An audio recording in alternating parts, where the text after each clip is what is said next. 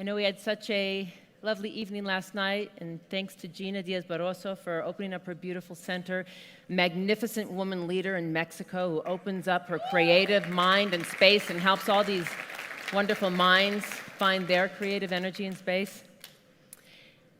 It was a difficult night, though, wasn't it? And it really reflects the duality that we face every day in everyday life with the wellness world. We want to create such change in the world we hope to see. That's our work, that's our passion, that's our focus. And yet the realities of disparities and inequities and acts of war can really jolt us. And there were so many times last night as we're going out after a beautiful day of sharing our hearts and listening to all the innovations of how we can be a better world and how this higher consciousness could actually make change in the realities that are before us. And we have to go out and we get the news that almost 200 people are slaughtered in Paris, and it could be us. It could be our hometown. It could be those that we know and love. And we have delegates from France who were so desperately worried about their own family and friends and children. So here you're going out to a beautiful night, and you're trying to reconcile, wanting to have a good time. We all have felt that before in the past with 9/11 and other things that we faced. And how do you reconcile that duality? So many that I ran into said to me, how ironic that we're all here trying to create a world of wellness when something like this happens. When I went home, wherever I am, I'm at home. When I went to my hotel room, I couldn't help but think of that duality and that question. How ironic that we're here to talk about wellness when something like this attacks our very humanity. And it forced me to really think deeply, and I was very sad about it. And I wrote something that helped me focus my thoughts, and I'd like to share it with you.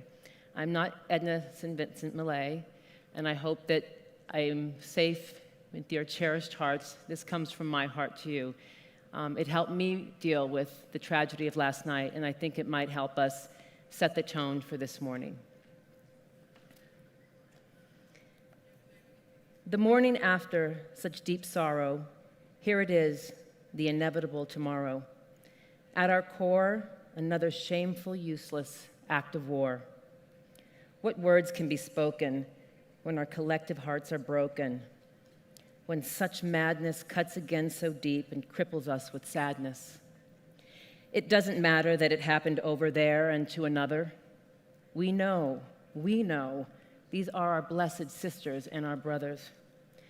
How again to explain such loss, such pain? How do we find relief from such unconscionable grief?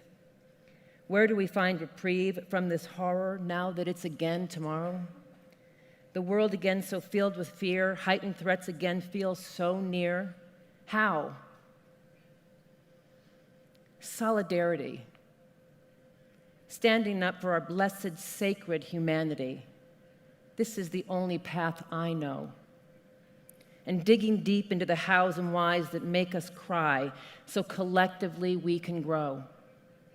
It seems these heinous acts of terrorism call for a new kind of heroism, where each and all rise up to an inner call, undeterred, to raise our voice, use our freedom, power of choice to champion change we hope to see in defiance of this repetitive reality.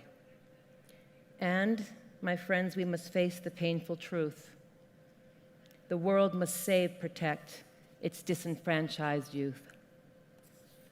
So many are so desperate because they feel alone and separate from the heart and from each other. They don't remember we are their sisters and their brothers.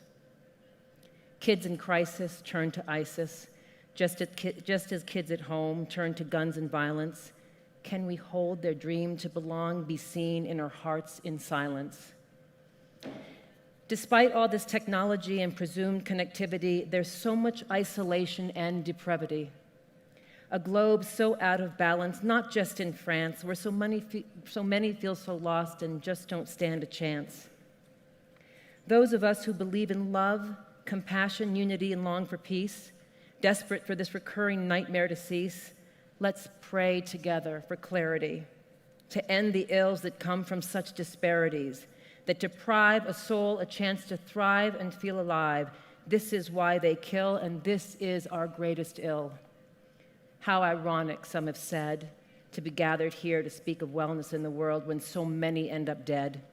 But I say, it's our very reason for being, emboldening our work, conviction, all we envision, hope, and dream.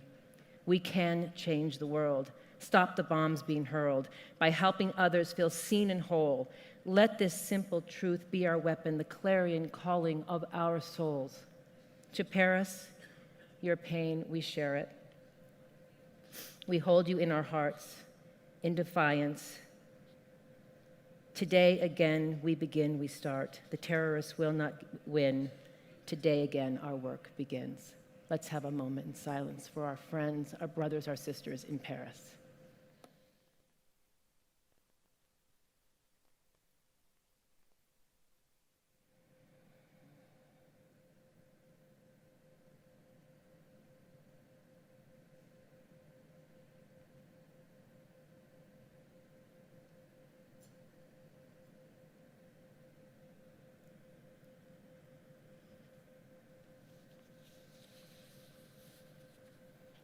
And the only way, Viktor Frankl, who wrote Man's Search for Meaning, said we best survive and tap into the hope of our humanity is to know that we love somebody, to know we have a mission to pursue and share with the world, and that we learn from our suffering. Let's start the day with the resilient human spirits we are and enjoy some Cirque du Soleil. Buenos dias.